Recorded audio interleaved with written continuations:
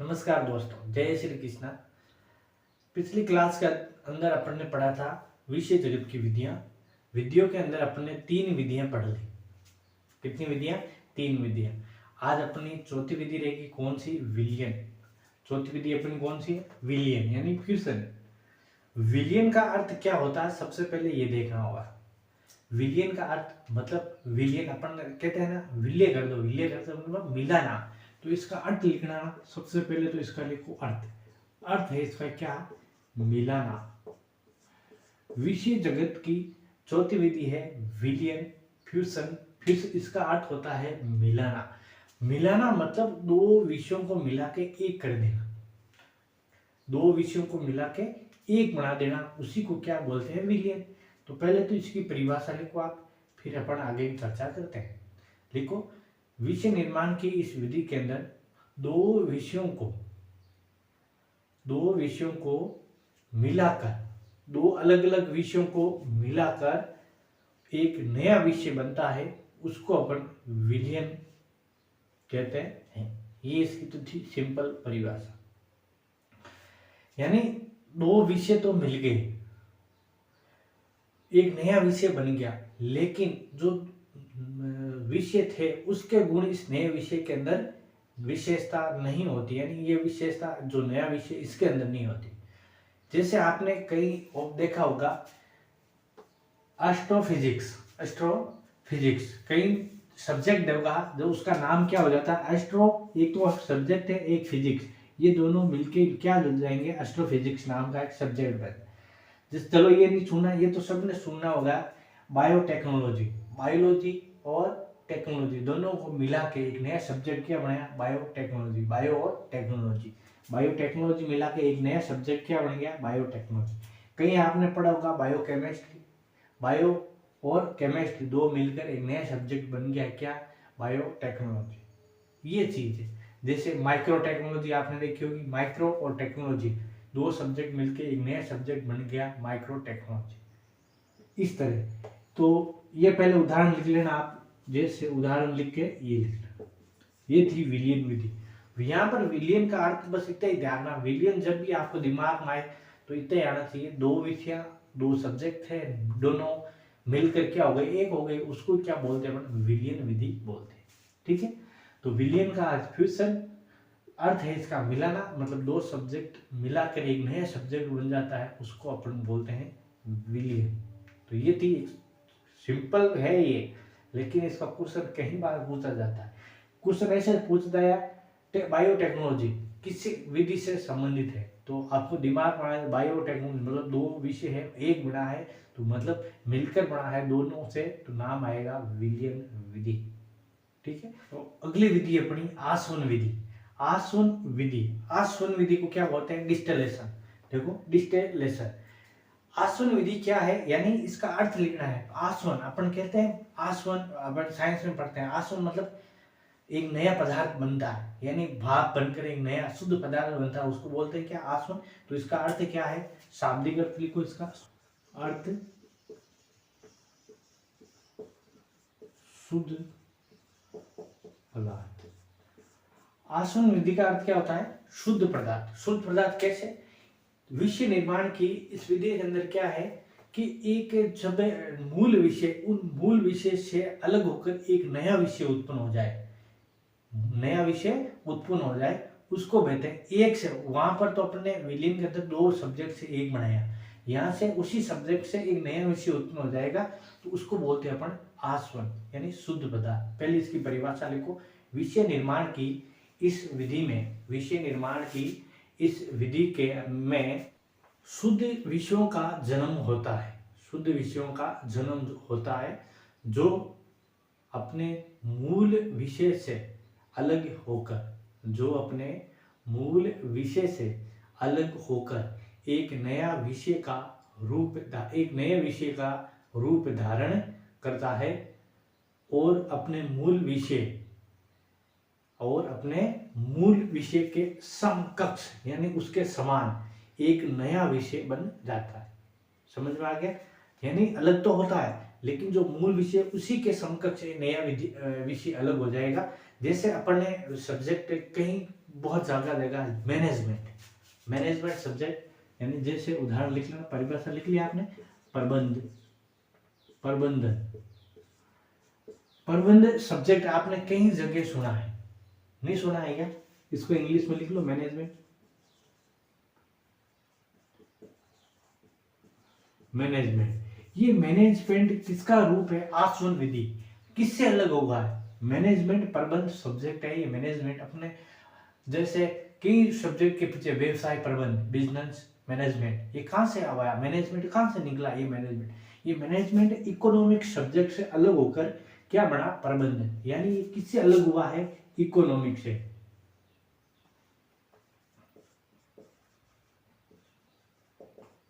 ये इकोनॉमिक्स यानी अर्थशास्त्र सब्जेक्ट से अलग होकर अलग हुआ। किससे? यहाँ लिख लेना अलग, आपको और बाद में भूल जाओगे। ये किससे अलग हुआ? इकोनॉमिक्स। इकोनॉमिक्स सब्जेक्ट से अलग होकर क्या बना है? प्रबंधन। तो ये इकोनॉमिक्स से अलग होकर शुद्ध पदार्थ किसके अंदर आएगा? आसवन। ये अपन को पता होना चाहिए। ये अपन को इतनी देर किसी कई बच्चे उनको पता ही नहीं है कि ये प्रबंध कहाँ से निकला है। तो ये क्वेश्चन आ जाए, प्रबंधन या मैनेजमेंट है किस विधि का उदाहरण है? तो आसवन विधि का उदाहरण है। और उदाहरण देखते हैं अपन इसके। लिख लिया प्रबंध मैनेजमेंट किससे हुआ? इकोनॉमिक्स। एक आपने सब्जेक्ट सुना होगा संचार यानी कम्युनिकेशन। संचार, संचार कम्युनिकेशन नाम से एक सब्जेक्ट सुना होगा आपने। ये किससे अलग हुआ है? ये पत्रकारिता से अलग हुआ है। जर्नलिज्म से अलग होकर क्या बना है? पत्रकारिता। ये थोड़ा थोड़ा इसका ध्यान रखना है अपन को। पत्रकारिता ये से अलग होकर नया सब्जेक्ट क्या बना है? संचार अलग बना है। और सांख्यिकी विधियां हैं, कई सब्जेक्ट होते हैं, मैं 2-3 बताऊं। स्टैटिक्स मैथ विधियां यानी सांख्यिकी विधियां होगी, ये लिख लो। और विधियां ये किससे अलग हुई है? मैथमेटिक्स से। सांख्यिकी यानी स्टैटिक्स किससे अलग हुई? स्टैटिक्स मैथमेटिक्स का ही पार्ट था, लेकिन अलग होकर क्या बना दिया? एक स्टैटिक्स नाम से सब्जेक्ट बन गया।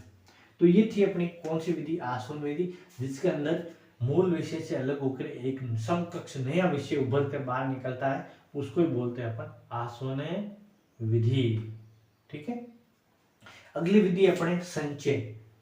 संचय तो ये लिख लो, पहले वो लिख लेता हूं, अब लिखते हैं अपन संचय विधि। अगली विधि अपनी संचय विधि। संचय विधि मतलब एग्लोमरेशन। इसका पूर्व नाम था अर्ध व्यापकत्व। संचय आप कहते हैं ना, इसको संचा कर रखो यानी इसको बचा कर रखो। संचय यानी बचा कर रखो। तो इसका पहले नाम क्या था? अर्ध व्यापकत्व। क्योंकि रंगनाथन ने बनाया था, तो रंगनाथन ने जो बनाया था, इसको मैंने पहले विधियां शुरू की तो मैंने बताया था 1973 के अंदर नील मैगलन ने इसको वैज्ञानिक तरीके से इनको डिवाइड किया था। तो वैज्ञानिक तरीके डिवाइड किया तो इसके पहला नाम था अर्ध व्यापकत्व। क्या? अर्ध व्यापकत्व इसका नाम था। इसका शाब्दिक अर्थ है संचय यानी गोल लपेट कर रखना। तो शाब्दिक अर्थ लिखो, गोल लपेट कर रखना।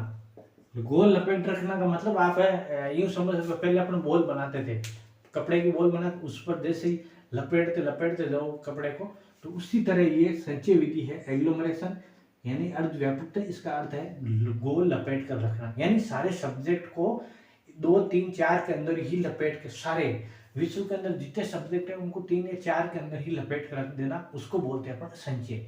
रंगनाथन ने सबसे पहले जब ज्ञान विभाजन किया था तो 3 भागों के अंदर किया गया था। 3 के अंदर ज्ञान जगत, पूरे संपूर्ण ज्ञान जगत को 3 भागों के अंदर, उसी को बोलते हैं अपन क्या बोलते हैं? संचय। कौन कौन से हैं? जैसे एक तो सबसे पहले नेचुरल साइंस,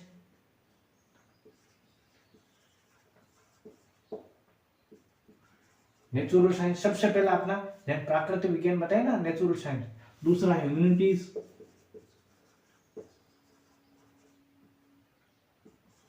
ये, और तीसरा सोशल साइंस। जो सोशल साइंस सब्जेक्ट है वो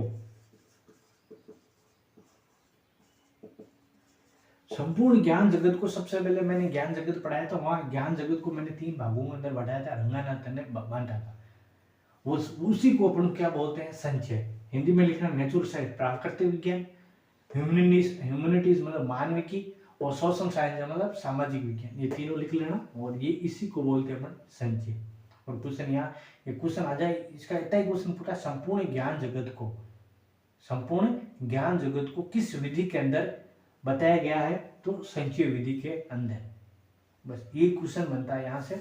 और इसका पुराना नाम क्या है, अर्ध व्यापकत्व, और इसका शाब्दिक अर्थ है गोल लपेट कर बचना। बस इतना ये पढ़ना है अपन को, और यहीं से क्वेश्चन यही पूछा जाता है। एक दो बार क्वेश्चन पूछा, सिर्फ इतना ही पूछा, संपूर्ण ज्ञान जगत को नील मैगन ने किस विधि के अंदर डाला हुआ है, या रंगानाथन ने किस विधि के अंदर है, तो संचय विधि के अंदर।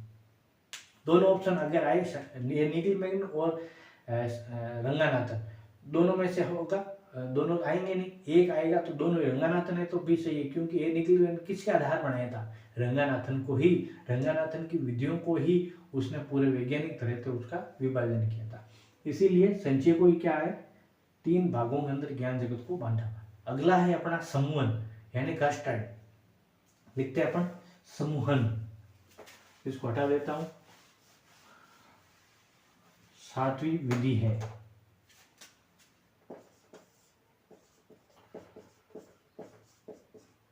समूहन, इसको बोलते हैं कष्ट।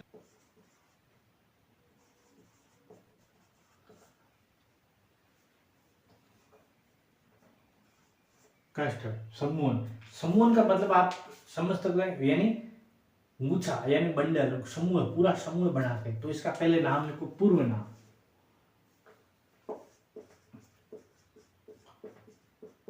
क्योंकि हर विधि का कुछ नाम, कई विधि हैं, तो ए नील मैगन ने जो रंगानाथन मूल है उनका नाम चेंज कर दिया था, ठीक है।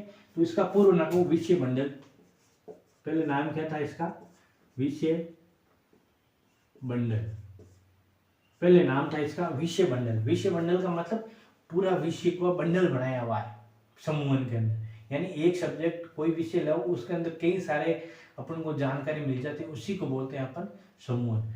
यह गुच्छा बोलते हैं, तो ये गुच्छा भी सही है, कस्टर्ड को गुच्छा, हिंदी के अंदर कस्टर्ड को क्या बोलता है, तो कहीं कहीं गुच्छा लिखा है तो भी यही लिखना है, तो लगा लेना इसका भी गुच्छा या विषय बंडल। फिर इसका अर्थ लिखो, क्योंकि अर्थ जरूरी, अर्थ से अपन को पता चल जाता है कि ये विधि किसके बारे के अंदर है, यानी अर्थ लिखो इसका। समूहन मतलब बांधना,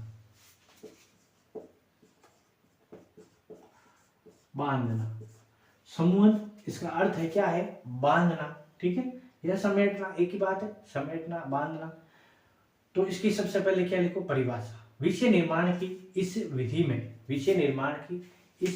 में किसी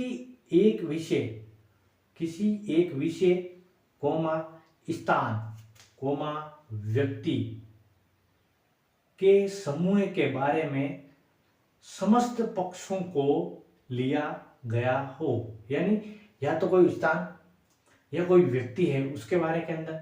अभी मैं उदाहरण दूंगा, ये समझ जाओगे आप।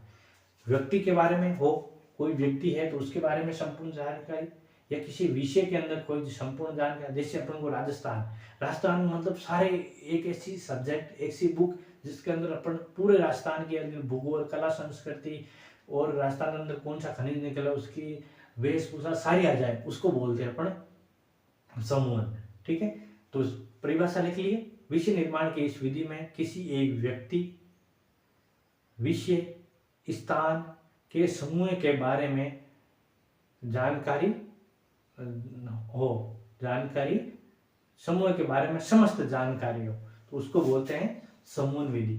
जैसे उदाहरण लिखो, समुद्र विज्ञान, और ये क्वेश्चन पूछा गया है पिछले एग्जाम के अंदर, जैसे इसका उदाहरण इंपॉर्टेंट है, जैसे समुद्र विज्ञान।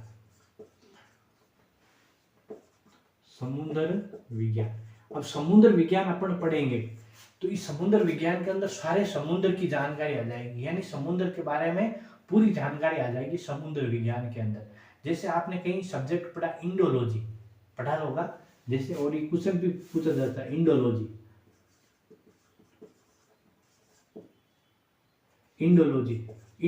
है क्या? इंडोलॉजी मतलब इंडिया के बारे में, भारत के बारे में संपूर्ण जानकारी। भारत की सभ्यता क्या है, भारत की संस्कृति क्या है, भारत का इतिहास क्या है, और भारत की राजनीतिक व्यवस्था, सभी पहलुओं पर अपन क्या उसका प्रकाश डालता कौन? इंडोलॉजी। जैसे और भी कई देशों के, जैसे सिंडोलॉजी, सिंडोलॉजी लिख लेना। सिंडोलॉजी किसकी है? चीन की। जैसे और भी गंधियाना, गंधियाना किसकी है? गांधी जी की बारे के अंदर पूरी जीवनी गंधियाना कहलाती है। इस तरह यानी संपूर्ण एक विषय के अंदर सारी कोई सब्जेक्ट स्थान है, व्यक्ति है और किसी विषय के बारे में संपूर्ण जानकारी मिल जाए उसको बोलते हैं समुद्र। तो इसके उदाहरण लेना, सबसे बेस्ट उदाहरण है समुद्र विज्ञान, यानी समुद्र के बारे में संपूर्ण जानकारी। आगे लिख लेना, समुद्र भूल जाओगे बच के, ये ऑप्शन किस लिए दिया है? समुद्र विज्ञान। तो जैसे उदाहरण लिख लें समुद्र विज्ञान और आगे लिख लेना समुद्र के बारे में संपूर्ण जानकारी शामिल है। इंडोलॉजी मतलब आगे लिख लेना भारत की संस्कृति, सभ्यता, इतिहास, राजनीति सभी के बारे में जानकारी का वर्णन इंडोलॉजी। सिंडोलॉजी चीन के बारे में संपूर्ण जानकारी। गंधियाना, गंधियाना लिखना गांधी जी के जीवन के बारे के अंदर पूरी जानकारी। ये थी अपनी विधियां। किसकी विधियां थी? अपनी पूरी विषय निर्माण की विधियां थी। 7 विधियां 12 भागों के अंदर थी। ये सब के अंदर ये बताई थी अपने ए नील मेगन 1973 के अंदर वैज्ञानिक आधार पर इसका वर्णन किया गया था। यह चीज समझ में आई क्या? पूरी होती है अपनी इसकी विधियां। अब नेक्स्ट क्लास के अंदर अपने फर्स्ट यूनिट का एक ही टॉपिक बचा है क्या, कि जो कौन कौन सी क्लासिफिकेशन की विधियां हैं। ये विधियां पढ़ेंगे तो फर्स्ट यूनिट संपूर्ण हो जाएगी। इसके बाद अपन क्लासिफिकेशन शुरू करेंगे। क्लासिफिकेशन में कुछ पार्ट पढ़ाया हुआ है और कुछ पार्ट और पढ़ाना है। तो अपन पहले एक यूनिट पूरी करिए, फिर दूसरी यूनिट, ये ऐसे चलाएंगे, फिर तीसरी, फिर चौथी के अंदर 4 ही यूनिट है इसके अंदर। तो पहले यूनिट के अंदर अब एक क्लास और होगी जिसके अंदर अपन पहली यूनिट पूरी हो जाएगी। ठीक है, तो ये थी। अगर आपको कोई है क्वेश्चन तो डाउट है तो आप कमेंट्स करिए या व्हाट्सएप नंबर दे रखे हैं उस पर भी मैसेज कर सकते हो, आपको मिल जाएगी जानकारी। तो मिलते हैं अपने नेक्स्ट क्लास के अंदर एक नए टॉपिक के साथ। तब तक आप सभी को जय श्री कृष्णा, राधे राधे।